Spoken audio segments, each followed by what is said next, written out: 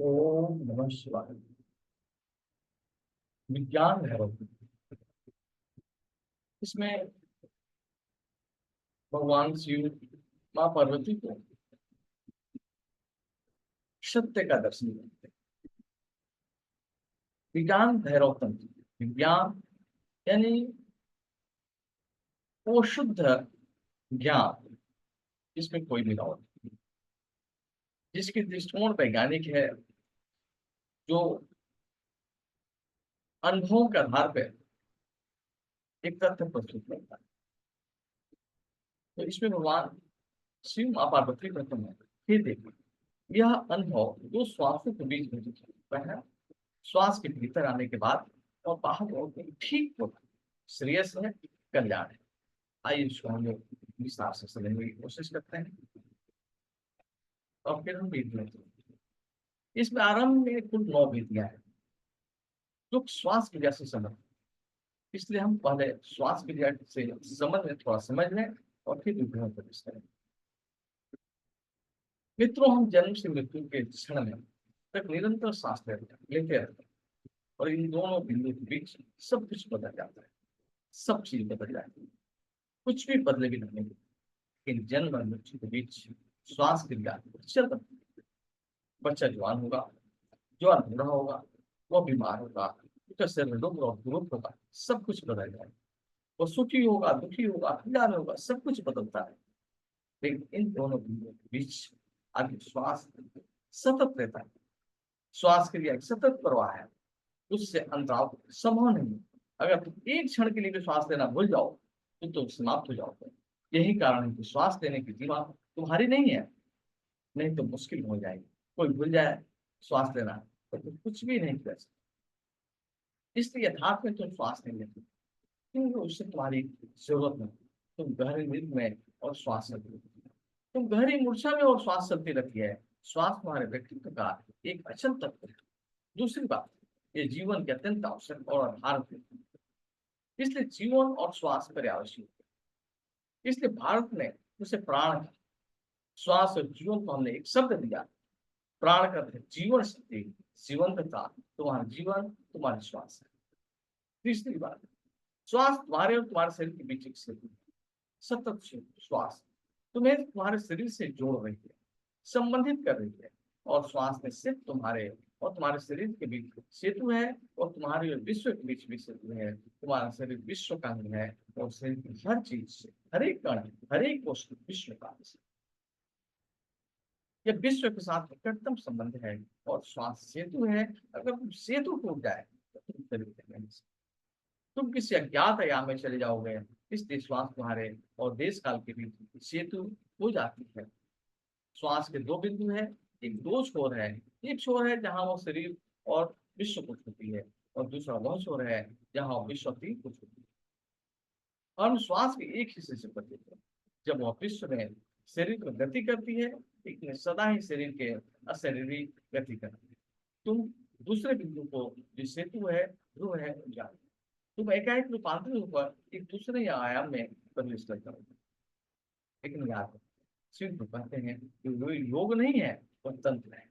योग भी श्वास पर काम करता है, लेकिन योग और तंत्र के काम में बुनियादी है। जो श्वास क्रिया को व्यवस्थित करने की चेष्टा करता है। अगर तुम अपने श्वास को व्यवस्था दो तो तुम्हारा स्वास्थ्य रहता है। इसके रहस्य को समझोगे तो तुम स्वस्थ और फ्री जीवन मिलेगा। तुम ज्यादा बलशाली, ज्यादा ओजस्वी और ज्यादा जीवन, ज्यादा ताजा हो जाओगे। लेकिन तंत्र को इससे कुछ लेना देना, तंत्र श्वास की व्यवस्था की चिंता नहीं, भीतर के होने के लिए और श्वास क्रिया को चिंता है। तंत्र में साधक को किसी विशेष ढंग की अभ्यास नहीं करना चाहिए, कोई विशेष प्राणायाम नहीं साधना है, प्राण प्राण को लयबद्ध नहीं बनाना है। बस कुछ विशेष बिंदु के प्रति बोध पर होता है। श्वास प्रश्वास के कुछ बिंदु है जिन्हें हम नहीं जानते। हम सदा श्वास लेते हैं, श्वास के साथ जलते हैं, श्वास के साथ मरते हैं, लेकिन उसमें कुछ महत्वपूर्ण बिंदुओं को बोल रहे हैं। और यह हैरानी की बात है, मनुष्य अंतरिक्ष की गहराइयों में उतर रहा है, खोज रहा है, वो चांद पर पहुंच रहा है, लेकिन अपने जीवन के उस निकटतम बिंदु को नहीं समझ सका। श्वास के कुछ बिंदु हैं जिसे तुमने कभी देखा नहीं कि बिंदु द्वार तुम्हारे निकटतम द्वार है, जिसे होकर तुम एक ही दूसरे ही संसार में, एक दूसरे ही अस्तित्व में, एक दूसरे ही चेतना में प्रवेश कर सकते हैं। लेकिन वो बिल्कुल बहुत सूक्ष्म है। वो चीज जितनी निकट हो तो उतनी कठिन मालूम पड़ेगी। श्वास हमारे इतना करीब है कि उसके बीच स्थान ही नहीं है। या इतना इतना जो है अनूप स्थान है, उसे देखने के लिए बहुत सूक्ष्म दृष्टि चाहिए। तभी तुम उस बिंदुओं के प्रति बोधपूर्ण हो सकते हो। यह विधि इन बिंदुओं का आधार। शिव उत्तर में कहते हैं, हे देव, यह अनुभव तो श्वासों के बीच घटित हो। श्वास के भीतर आने के बाद और श्वास के लौटने के ठीक पूर्व श्रेयस है कल्याण। ये विधि, हे देवी, यह अनुभव दो श्वासों के बीच घटित हो। जब श्वास भीतर अथवा नीचे को आती है, उसके बाद फिर श्वास के लौटने के ठीक पूर्व श्रेयस है। इन दोनों बिंदुओं के बीच होशपूर्ण होना घटना घटती है। ये तुम्हारी श्वास भीतर आए तो उसका निरीक्षण होगा, उसके फिर बाहर या ऊपर लिए मुड़ने पहले एक क्षण के लिए, एक क्षण के हजारों भाग के लिए श्वास बंद हो जाती है। श्वास भीतर आती है और वहां एक बिंदु है जहाँ पे मर जाती है। फिर श्वास बाहर जाती है और जो श्वास बाहर जाती है वहां एक बिंदु है, थक जाती है। फिर वह भीतर को लौटती है। श्वास के भीतर या बाहर के लिए मुड़ने के पहले एक क्षण है जब तुम श्वास नहीं, उसी क्षण में घटना घटने संभव है। क्योंकि जब तुम श्वास नहीं लेते हो तो तुम संसार में नहीं होते हो। समझ लो कि जब तुम श्वास नहीं लेते हो तुम मृत्यु हो। तुम ही हो एक मृत्यु। एक क्षण इतना छोटा है कि तुम उसे देख नहीं पाते। तब तक के लिए प्रत्येक परिणामी श्वास मृत्यु है, प्रत्येक नई श्वास पुनर्जन्म। भीतर आने वाली श्वास पुनर्जन्म है, बाहर जाने वाली श्वास मृत्यु है। बाहर जाने वाली श्वास मृत्यु का पर्याय है, अंदर आने वाली श्वास जीवन का। इसलिए प्रत्येक श्वास के साथ तुम मरते हो और प्रत्येक श्वास के साथ तुम जन्म लेते हो। दोनों के बीच एक अंतरतम बहुत क्षणिक है, एक बहुत क्षणिक अंतराल है।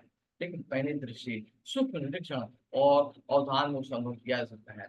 और जब तुम उस अंतराल को अनुभव कर सको तो शिव कहते हैं कि श्रेयस उपलब्ध है। तो और किसी चीज की जरूरत नहीं, तब तुम आप काम हो गए, तुमने जान लिया घटना घट गई।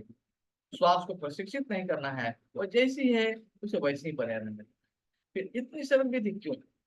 सत्य को जानने की ऐसी सरल विधि। सत्य को जानना, उसको जानना है। इसको न जनना जन्म है न मरण। तुम बाहर जाके श्वास को जान सकते हो, तुम भीतर जाके श्वास को जान सकते हो। इन दोनों के अंतर को कभी नहीं जानता। खरीद करो और तुम उससे अवश्य पा सकते हो। वह है तुम्हारी, या तुम्हें तुम्हारी संरचना में चीजें बनाने, वह है सब कुछ है, सिर्फ बोध नहीं है। कैसे प्रूव करें? पहले भीतर आने वाली श्वास के प्रति होशफुल बनो, उसे देखो, सब कुछ भूल जाओ और आने वाली श्वास को, उसकी यात्रा पथ को देखो। जब श्वास नासों को स्पर्श करते तो उसको महसूस करो। श्वास को गति करने दो और पूरी सजगता के साथ यात्रा करो। श्वास के साथ ठीक कदम से कदम मिलाकर नीचे उतरो, आगे आओ, फिर पीछे जाओ, उसे साथ में छोड़ो।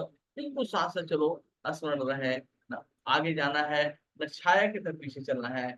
शमनांतर चलो, जुगपथ। श्वास और सजगता को एक हो जाने दो। श्वास नीचे जाती है तो तुम भी नीचे जाओ।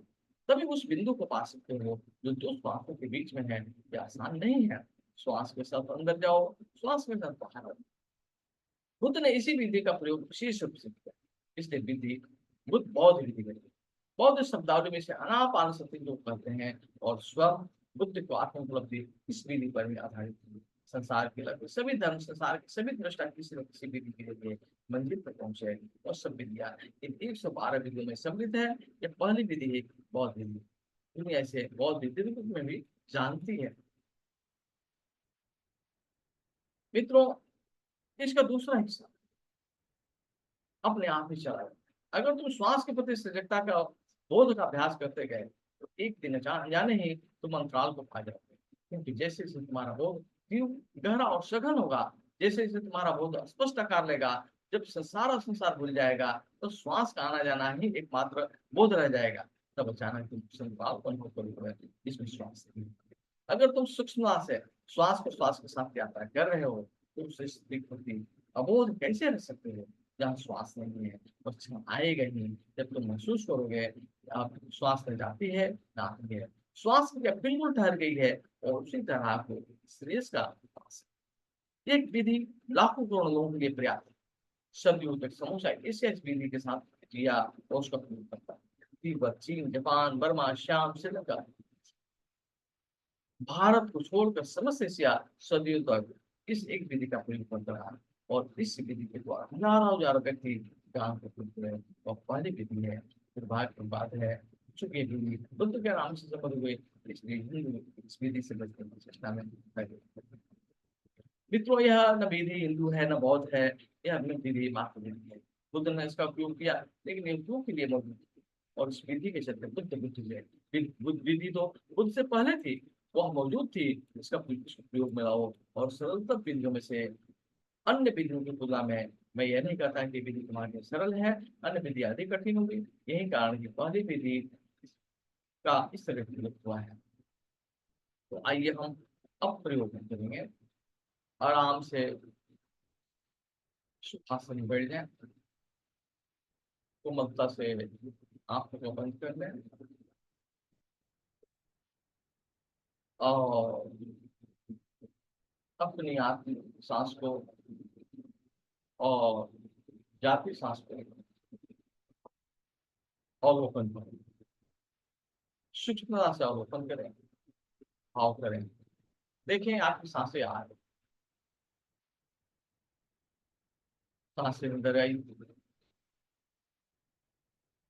कुछ क्षण के लिए रुकी, और जब मुड़ रही है तो फिर से उस मुड़ती हुई अंतराल को देखें। सांसें बाहर आई, और फिर जब वो अंदर आने के लिए मुड़ रही है, उस सूक्ष्म अंतराल को अवलोकन करें, उस अनुभव सूक्ष्म अंतराल को अनुभव करें। सांसें अंदर और गहरा,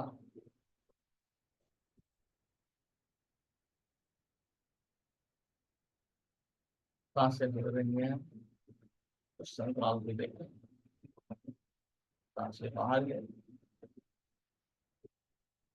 अब मुड़ रही हैं अंदर जाने के लिए, उस अंतराल को देखें। सांसें अंदर मुड़ती हुई अंतराल को देखें। सांसें बाहर और अंदर आने के अंतराल को देखें।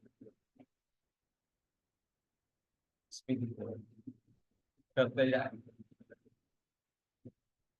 चेहरे पे प्रसन्नता का भाव, आनंद का भाव, अंदर उदास का भाव। वो इतना सीरियस है, इतना प्रियस है, इतना सुखद है।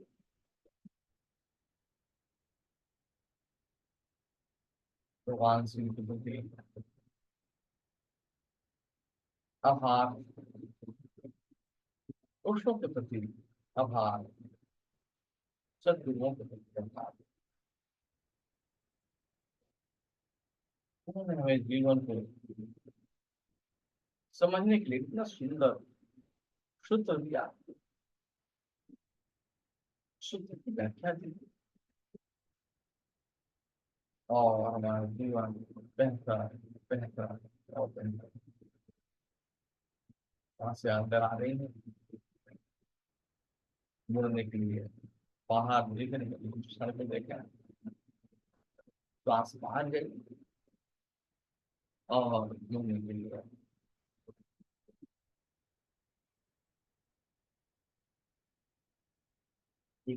शांत हो जाओ, आपकी सांस को अंदर को, अंदर जाती हुई सांस को, संताल को, और बाहर जाती हुई सांस का महसूस करें।